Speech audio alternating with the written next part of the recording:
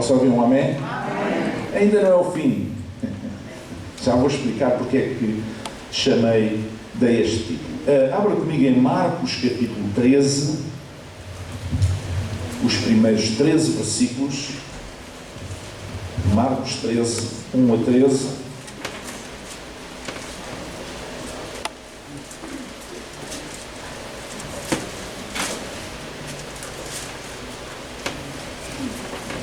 A certa altura diz assim Jesus: saindo ele, Jesus, do templo, disse-lhe um dos seus discípulos: Mestre, olha que pedras, que edifícios. Ele estava a apontar para o templo, não é? Oh mestre, já viste? Grande categoria. A gente tem aqui uma igreja, um espetáculo, não é? Olha estas pedras, olha este edifício. E Jesus respondeu e disse: vês estes grandes edifícios?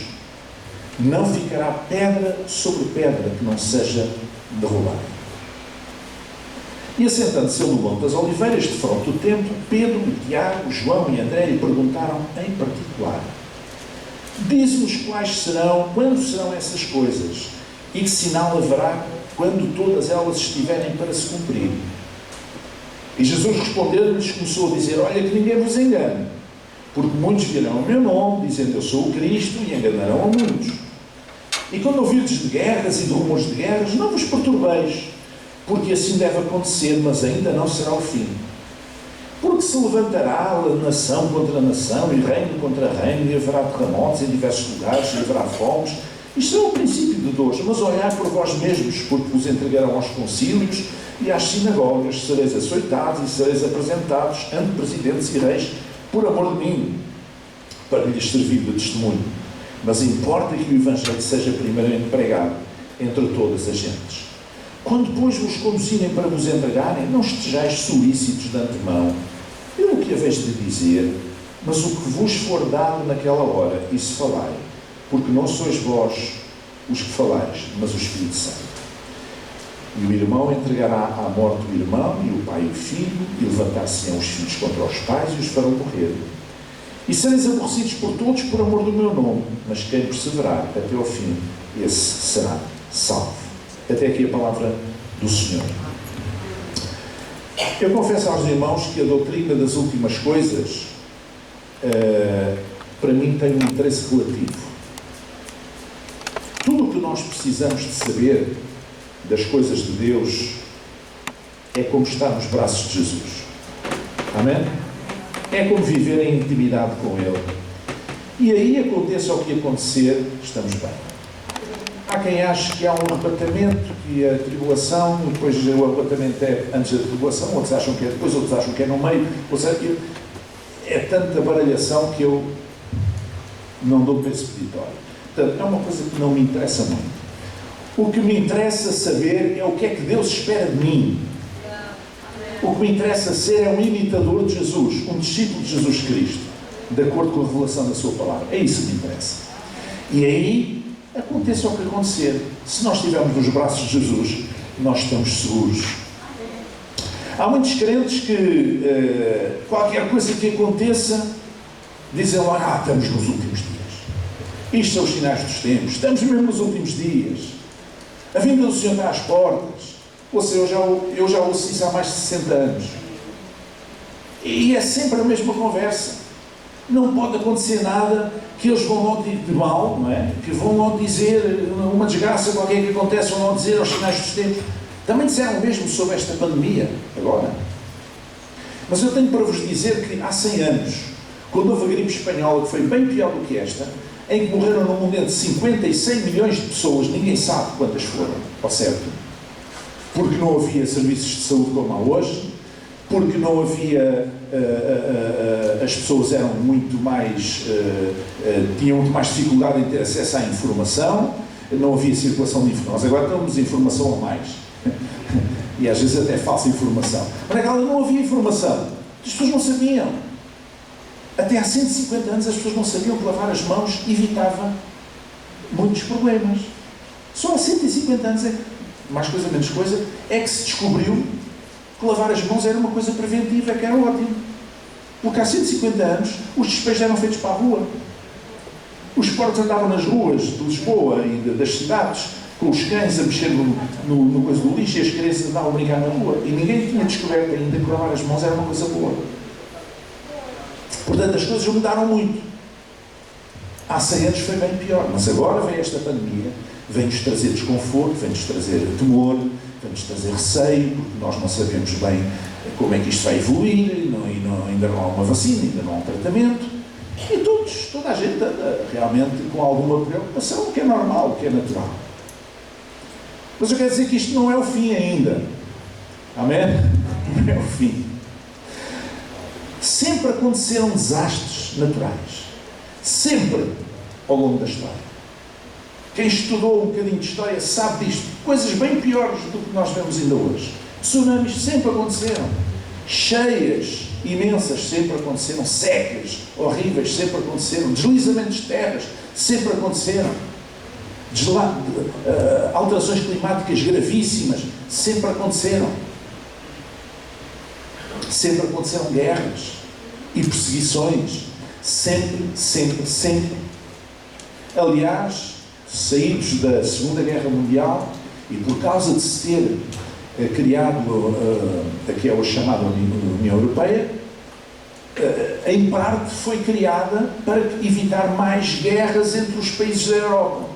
Porque no século XX já era a Segunda Grande Guerra, depois espalhou-se pelo mundo, que tinha acabado de acontecer e terminou a Segunda em 1945. E em 1950 houve o Tratado de Roma, em que estabeleceu uma espécie de uma associação dos países principais na produção do carvão e do aço, e que se o carvão e o aço eram essenciais para a guerra, então se eles estivessem em colaboração, em vez de estarem em competição, eles não iam guerrear-se entre si, porque iam precisar do carvão e do aço para a guerra. E nós tivemos, à exceção do problema na Bósnia e Herzegovina, praticamente, tivemos estes anos todos de paz na Europa, como nunca houve. Porque nunca houve longos períodos de paz na Europa, houve sempre guerras. E já não falo nas outras coisas do mundo. Então sempre houve desastres naturais, sempre houve guerras, sempre houve perseguições, tudo isto bem pior do que hoje nós podemos ver. Mas qual é a diferença? Porque é que as pessoas têm a sensação que agora parece que nunca aconteceu como hoje? Sabe porquê? Porque hoje as coisas sabem-se na hora. Na altura não havia televisão, não havia rádio, não havia telégrafo, nem havia jornais, e mesmo que houvesse jornais, aí 10% ou menos da população é que sabia ler, portanto não sabia de nada. Não havia informação, as pessoas não sabiam. As coisas passavam-se do outro lado do mundo, ou a 1000 km de distância, ou 500 km de distância, e as pessoas não sabiam, a não ser que alguém viesse lá e contasse. E hoje, há qualquer coisa na Austrália e nós na hora sabemos. Até vemos quando há a passagem de ano, não é? Como por causa do fuso horário, é na Nova Zelândia e na Austrália, estão mais avançados no fuso horário, entram no ano antes de nós, não é? E portanto, quando foi o ano 2000, muita gente dizia: aos 1000 chegarás, dos 2000 não passarás. Aquela ideia do catastrofismo. Quando eu acho que algumas pessoas respiraram de fundo quando viram na televisão que afinal já se tinha chegado o ano 2000 na Nova Zelândia e na Austrália. Então estamos safos. A minha avó dizia isso.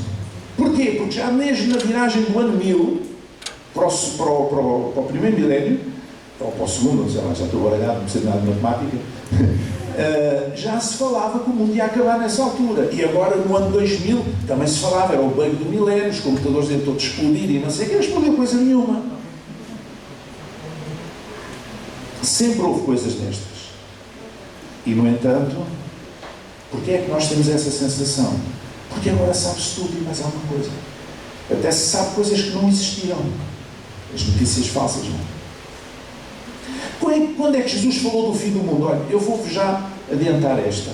Jesus falou do fim do mundo, a expressão fim do mundo só usou uma vez, foi na parábola do semeador, falaremos na próxima semana, e aqui neste texto não é Jesus que fala nisso, são os discípulos.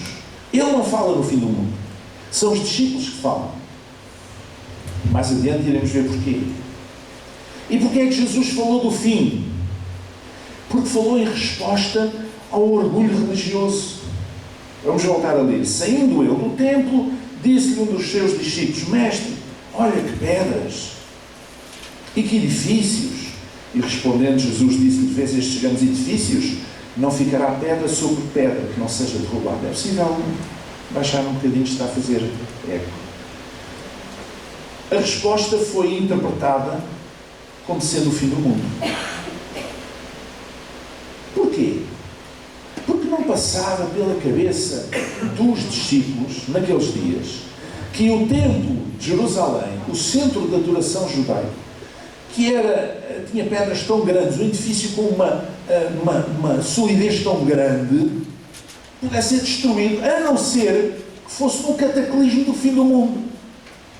Eles pensaram: mas como é que, se ele está a falar que não ficará pedra sobre pedra, isto é um edifício tão bem construído, tão sólido, ninguém deita isto abaixo, só se for uma coisa, um desastre natural, uma coisa qualquer, que rebente com isto tudo, só pode ser o fim do mundo.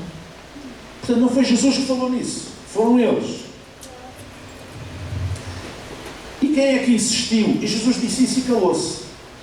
E eles tiveram vergonha de perguntar. E mais tarde, quando Jesus já estava mais adiante, passado algum tempo, e sentaram-se então com os seus discípulos numa colina do outro lado, do Monte do Templo, alguns dos discípulos, em particular, vieram ter com ele e perguntar: ó mestre, como é que é isso? Que sinal haverá da tua vinda? Mateus diz que sinal, se vocês quiserem ler também, Mateus 24 é uma passagem mais ou menos paralela com este acontecimento. Em Mateus diz: sinal haverá da tua vinda e do fim do mundo.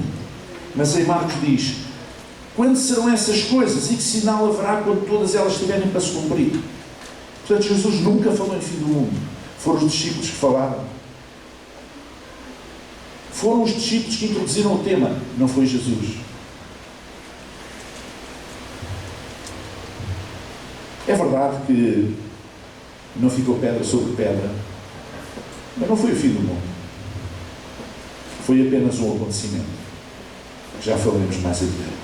E quais foram os alertas de Jesus, afinal de contas? Em resposta a esta preocupação que eles demonstraram. Jesus não disse: é o fim do mundo ou não deixa de ser. Não disse nada disso. Mas ele respondeu e disse: primeira coisa, não se deixem enganar. Primeiro conselho: não se deixem enganar. Olha que ninguém vos engane. E porquê? Porque viram muitos em meu nome dizendo: eu sou o Cristo, enganarão muitos. E Mateus acrescenta: e surgirão muitos falsos profetas, enganarão a muitos. Então, nos tempos conturbados, nos dias conturbados, há sempre dias, momentos, fases da vida, fases da história mais conturbadas do que outras em determinadas regiões do mundo, etc. E nos tempos mais conturbados, a primeira coisa que nós devemos ter atenção é não nos deixarmos enganar, porque há sempre os chicos espertos que aparecem nesta altura. Eu estava a ler há dias no jornal que houve, à semelhança daquilo que acontece quando há sempre uma crise económica ou mesmo sanitária, há sempre uns espertos que ganham milhões. Enquanto uns empobrecem, há outros que ganham milhões. E há pessoas que não pensem que não. Há muita gente a enriquecer à conta daquilo que está a acontecer no mundo. Há muita gente a enriquecer. Não se deixem enganar. Primeira coisa que Jesus disse: primeiro, não se deixem enganar. E se eu não quiser deixar enganar, isto é, se eu não quiser tomar uma mentira como verdade, eu tenho que andar na verdade. Ora, o que é a verdade? O que é que nos mostra a verdade? É o Espírito Santo, ele é o Espírito da verdade, que nos conduz em toda a verdade. Então nós não temos que andar atrás desta notícia ou daquela notícia, ou que diz isto ou que diz aquele, nem sequer alguém que diz que é homem de Deus ou servo de Deus. Não, nós temos que olhar para a palavra. Que é isso que nós estamos a fazer aqui esta manhã. Não se deixem enganar. A segunda coisa que Jesus diz é: não se assustem com as guerras. Não se assustem com isso. Não se preocupem com isso. Quando ouvirdes de guerras e rumores de guerras, não vos perturbeis, porque assim deve acontecer, mas ainda não será o fim.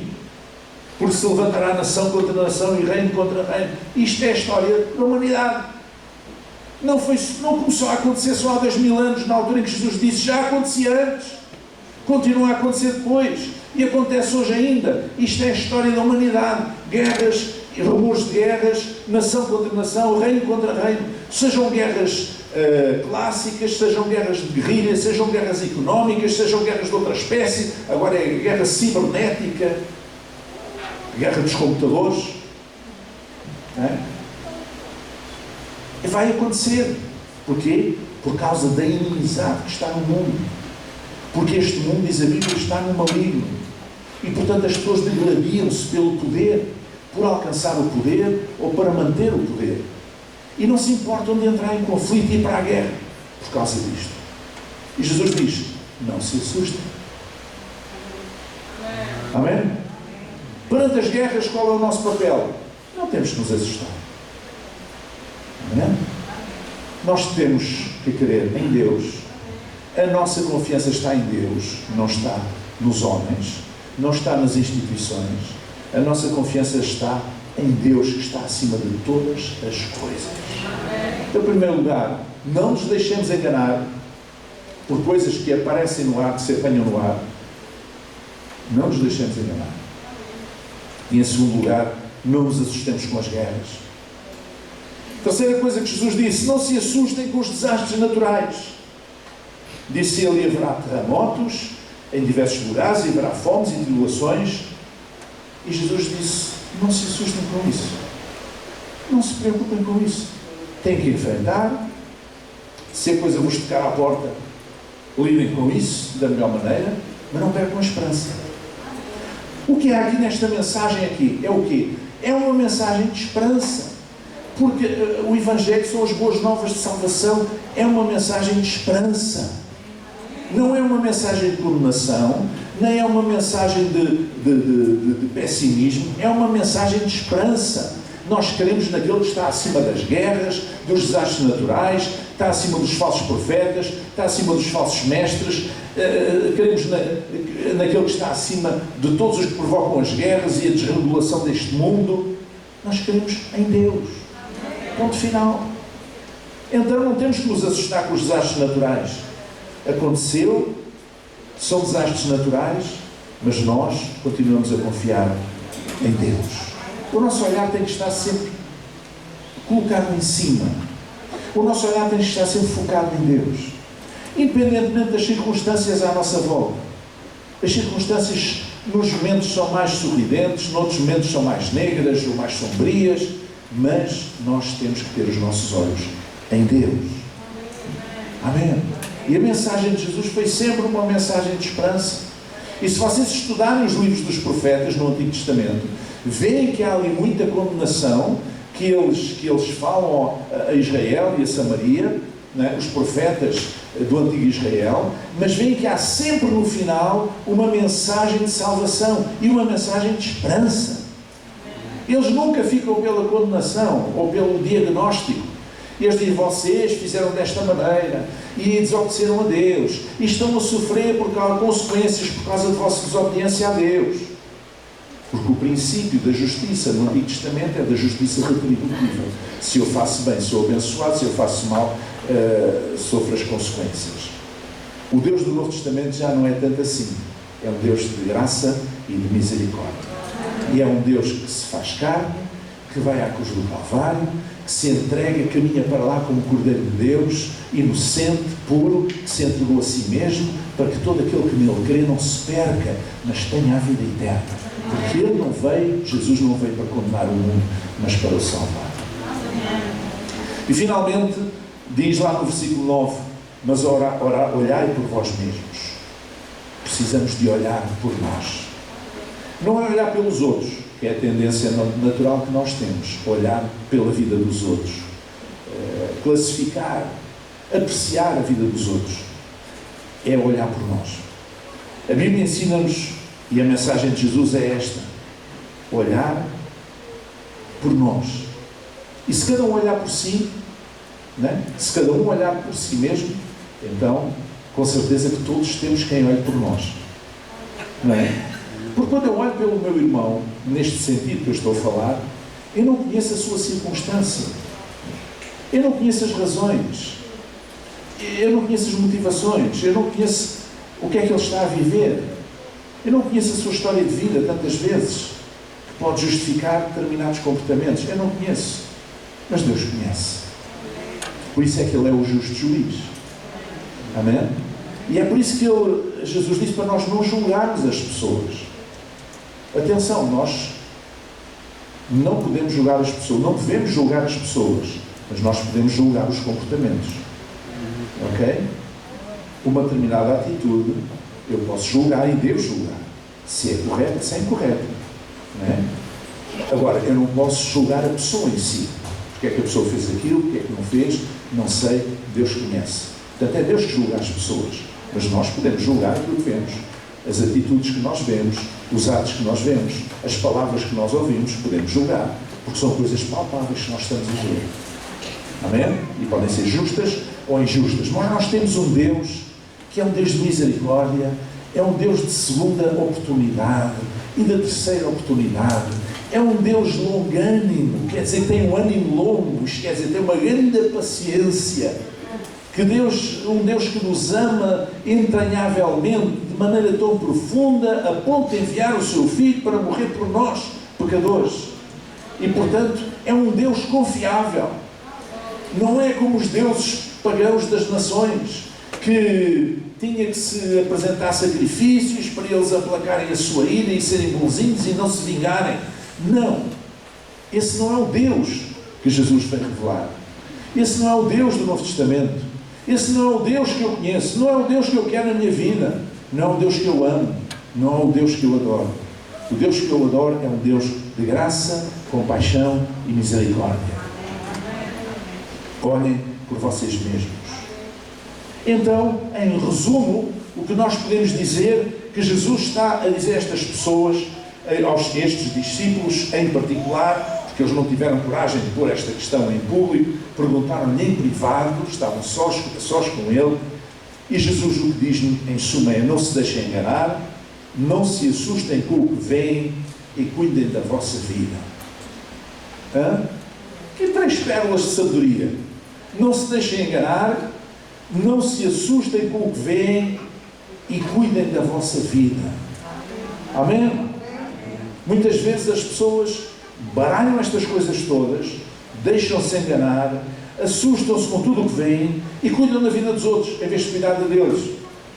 Mas não, nós somos chamados a cuidar da nossa vida e a não nos assustar com aquilo que está à nossa volta. Mas só não se assusta com aquilo que está à sua volta quando a situação é complicada, quando essa pessoa tem uma grande confiança em Deus. Tem uma grande confiança em Deus. Às vezes há situações em que uma criança pequena que está na mão do seu pai não tem consciência do perigo. Não tem consciência do perigo. E como não tem consciência do perigo, não se assusta. E como está com o pai, ou com a mãe, não se assusta, não tem que se assustar, não tem consciência do perigo. Aqui não é uma questão de não ter consciência do perigo. Nós temos consciência do perigo. Mas nós sabemos que estamos de mão dada com Jesus. E por isso estamos bem. Amém? Há dias aconteceu uma coisa trágica. Num lago da Califórnia, uma atriz alugou um barco e foi para o meio do lago com um filho pequeno, para ir 7 anos ou 8, talvez, ou nem tanto. E depois disse ao filho: olha, eu vou dar um mergulho. Já não apareceu mais. E aquela criança, aquele barco foi detectado, ali parado, etc. Foram lá ver o que se passava e encontraram uma criança a dormir. Uma criança que está a dormir é uma criança que não está em pânico. A mãe disse: olha, eu venho já, eu só queria dar um mergulho. E ele ficou à espera, como a mãe demorou, deu-lhe sono e começou a dormir. É muito bom ser inocente, não é? A inocência é uma coisa fantástica. Bom, nós não temos que ser inocentes, mas sabemos que Deus está em nossa proteção, acima de todas as coisas. Em resposta ao orgulho religioso, a solidez das pedras do templo, que os levou a dizer orgulhosamente: olha, estás a ver? Olha estas pedras, Olha este edifício tremendo, que coisa fantástica. Como quem diz, deitaram abaixo uma vez o primeiro templo, o templo de Salomão, mas este já não deitam. Jesus disse: tirem o cavalinho da chuva, vai chegar o dia em que não ficará pedra sobre pedra, tudo isto será destruído. E tudo isto se cumpriu, passados cerca de 40 anos depois. Jesus disse: na verdade, vos digo que não passará esta geração sem que todas estas coisas aconteçam. É por isso que me custa um pouco ouvir, às vezes, aplicar este texto aos dias que estamos a viver, porque Jesus disse explicitamente que aquilo era para aqueles dias. Não passará esta geração sem que tudo isto aconteça. 40 anos depois foi o que aconteceu. 40 anos depois, no ano 70, as tropas romanas do general Tito tomaram a cidade de Jerusalém no dia 8 de setembro do ano 70 da era cristã. Entraram na cidade, o que era proibido, as tropas romanas entrarem na cidade, incendiaram o templo e conspurcaram o templo. Veja bem, para humilhar os judeus, os romanos puseram um porco, assaram um porco em cima do altar, sabendo que o porco era um animal impuro, segundo a lei de Moisés. Foi mesmo das coisas mais horríveis que eles fizeram. O templo foi incendiado e os habitantes foram deportados como escravos. O templo representava a religião institucionalizada. O templo de Jerusalém era o centro de adoração. Não havia outro sítio onde se apresentassem holocaustos e sacrifícios de acordo com a lei de Moisés. Desde que o templo foi construído, era no templo, não havia. As sinagogas serviam para ler as Escrituras, para meditar sobre elas, para fazer as orações, para ensinar os miúdos a ler na Tora, na Bíblia hebraica, etc. Mas não serviam para apresentar sacrifício, era apenas no templo. Era o centro de adoração, era aquele, em Jerusalém. E agora, aquele centro de adoração do judaísmo, o centro único de adoração, tinha sido destruído. E, portanto, ele representava, enquanto estava de pé, representava uma religião institucionalizada. E o que é que Jesus quis chamar a atenção quando disse: olha, não estejam com peneiras, porque isto mais dia menos dia vai ser tudo destruído, não fica aqui pedra sobre pedra. Ele quis chamar a atenção que a confiança deles não devia estar nas pedras do templo, não devia estar numa religião institucionalizada. A sua confiança devia estar numa relação pessoal com Deus, na firmeza da fé, na vigilância, mas sem medo dos acontecimentos. E é assim que nós devemos pautar a nossa vida. Não ter confiança nas pedras do templo, não ter confiança na religião, não ter confiança nessas coisas, mas ter confiança numa relação pessoal com Deus, na fé em Deus, sem medo dos acontecimentos, na vigilância. Amém?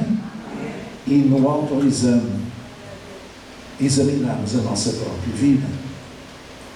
É por isso que quando tomamos os símbolos da ceia do Senhor, diz a palavra de Deus, diz Paulo aos Coríntios, cada um examine-se a si mesmo. Não diz para andar a examinar os outros, diz para examinar a si mesmo. Por cada um dará contas de si mesmo a Deus. Eu não tenho que andar a examinar a vida do meu irmão, porque eu não vou dar contas a Deus por ele. Ele é que dá contas a Deus por si mesmo, e eu dou por mim. Amém? Uma relação pessoal com Deus, firmeza na fé, vigilância, sem medo dos acontecimentos. Meus irmãos, o que nos deve preocupar, ou aquilo que deve preocupar a pessoa que anda na pesca no mar alto, não é se vem uma vaga, se vem uma tempestade. Sabe o que é que deve preocupar quem anda no mar alto na pesca? Digam lá vocês. Uma pessoa que anda a pesca no mar alto, eu acho que não tem que se preocupar se vem uma tempestade, se vem uma onda. Enfim, se está lá, pode ser apanhado por isso, não é? Como? Apanhar peixe por pesca. Não, está bem. Em termos da sua salvação pessoal. Hã? Não espiritualiza. Não quer ir ao mar. Se tem o colete de salvação vestido, caramba. Quantos pescadores morrem, aí andam na faina da pesca e morrem e dizem aquilo anda a jeito nenhum, fez a gente puxar as redes e não sei o quê e tal, o colete vestido, não sei. De repente, de noite, vem lá uma vaga, eles não estão à espera, borda fora, não sabem nadar, ficam ali. O que nos deve preocupar não é só a tempestade, porque sempre houve tempestades no mar, sempre houve tempestades no mundo, sempre houve guerras, desastres naturais, tribulações, perseguições, sempre houve coisas, adversidades. O que nos deve preocupar é se nós temos o colete de salvação vestido. O que nos deve preocupar é se nós estamos de mão dada com Jesus ou não. É isso que nos deve preocupar. Não é o fim do mundo que nos deve preocupar. Eu não estou nada preocupado com o fim do mundo, especialmente depois dos Senhor Jeová já terem profetizado em tempos que já lá vão 3 vezes que o mundo ia acabar e nunca acabou. Depois de mais de uns quantos charlatães terem anunciado não sei quantas vezes o fim do mundo e nunca acabou, e nunca foi, porque esta coisa do fim do mundo, irmãos, deixem-me explicar. Isto é uma coisa que está no imaginário popular, na cultura dos povos desde sempre. O Asterix dizia que tinha medo, porque eu tinha medo de uma coisa, era um tipo todo desempenado, dava cada tarião nos romanos, via lá a poção, não é? E os romanos iam pelo ar, só tinha medo de uma coisa. Sabem qual era? Que o céu caísse em cima da cabeça. É um pouco uma brincadeira com este imaginário popular, estes medos ancestrais, que todos os povos têm. Todos os povos tiveram ao longo da história. E nós, por muito evoluídos e civilizados que achemos que somos, também temos. E quando se fala em fim do mundo, imediatamente pensa-se logo num cataclismo e temos medo que aconteça. E então quando as pessoas dizem assim, o mundo vai acabar no dia tal, houve um profeta que disse, e há pessoas aí que andam assim. Se alguém dissesse que o mundo ia acabar amanhã, hoje havia muita gente assim. Nós não temos de ter medo disso. Jesus não falou disso. Não gastou tempo com isso. Jesus tinha coisas mais importantes para dizer. Tinha coisas mais importantes em que gastar o seu tempo. Portanto, o que nos deve preocupar não é o fim do mundo, mas sim se estamos em comunhão com Cristo nos braços do Pai. É isso que nos tem que preocupar. É isso que nos deve preocupar. Portanto, se tu não tens a noção que estás nos braços de Deus, que estás de mão dada com Cristo, se não tens a tua fé depositada nele, é bom que procures fazer. Pede a Deus que te ajude. Amém? Abre o teu coração, a tua mente, para que isso aconteça. Nós não temos de ter medo do fim do mundo. Nós não temos de ter os medos ancestrais. Nós não temos de ter esses medos. E mesmo na religião, há muita gente que passa o tempo, em vez de falar de Jesus e trazer uma mensagem de esperança, a trazer uma mensagem de medo. Irmãos, Jesus, o Filho do Homem, não veio para condenar o mundo, mas para que o mundo fosse salvo. Jesus não é o nosso acusador. O inimigo das nossas almas é quem? Jesus é o nosso Salvador. É a nossa esperança. É a nossa luz. É aquele em que nós confiamos. É aquele com o qual nós queremos passar a eternidade. Jesus é o nosso Salvador e quer ser o Senhor da nossa vida também. Nós precisamos abrir a nossa mente e o nosso coração para que Ele nos possa ajudar e ouvir a sua voz e ouvir aquilo que Ele diz. Fugir dos medos dos povos. Fugir daquilo que as pessoas dizem. Amém? Eu volto a dizer, o fim do mundo, Jesus só falou uma vez nisso. E foi numa parábola, numa ilustração. Aqui, quem falou foi os discípulos, porque eles tinham este medo. E Ele veio para nos tirar os medos, porque o medo não é de Deus. E eu quero dizer, se tu vais à igreja por medo, se vais à igreja por medo do inferno, eu não sei se vale a pena vir.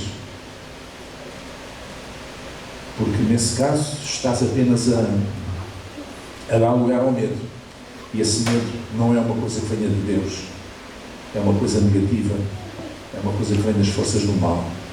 Porque o medo aprisiona. O medo amarra as pessoas. O medo deixa as pessoas sem capacidade de pensar. O medo aprisiona as pessoas ficam tolhidas pelo medo. Mas a alegria da salvação é libertadora. É libertadora. Aleluia. Vamos chegar em pé. Aleluia. Vamos orar. Senhor nosso Deus e Pai, esta manhã nós te agradecemos, Senhor, porque Tu és aquele que nos traz uma mensagem de esperança, uma mensagem de salvação. Te agradecemos porque a Tua palavra é tão clara quando diz que o Filho do Homem não veio para condenar o mundo, mas para que o mundo seja salvo por Ele. Bendito seja o Teu nome. Te agradecemos pela Tua salvação que nos tem sido concedida, Senhor. Te agradecemos pela Tua graça que nos tem sido disponibilizada. Te agradecemos que és um Deus de compaixão, de misericórdia, e que nós podemos experimentar nas nossas vidas, Senhor, essa compaixão, essa misericórdia, essa graça admirável que está sobre a nossa vida. Nós te agradecemos, Senhor. Bendito seja o Teu nome. Bendito seja o Teu nome. Bendito seja o Teu nome. Nós queremos trazer a Ti louvor, gratidão, Senhor. Alegria da salvação, o gozo da salvação, como diz na Tua palavra. Nós somos alegres, Senhor, porque estamos no Teu reino, e o reino de Deus é justiça, paz e alegria do Espírito Santo. E nós nos queremos alegrar em Ti, Senhor, caminhando na verdade, guiados pelo Teu Espírito, possamos caminhar na verdade, na Tua verdade, Senhor. E apesar de estarmos a caminhar neste mundo, Senhor, nós não nos deixamos afetar por aquilo que está a acontecer à nossa volta, mas nunca tiramos os nossos olhos de cima, Senhor. Nunca tiramos os nossos olhos de Ti, Senhor. E dizer como o salmista: para onde levantarei os meus olhos? Levanto os meus olhos para os montes, para o Senhor que está acima de todas as dificuldades, de todas as lutas, Senhor. Bendito seja o Teu nome. Faz assim, Senhor.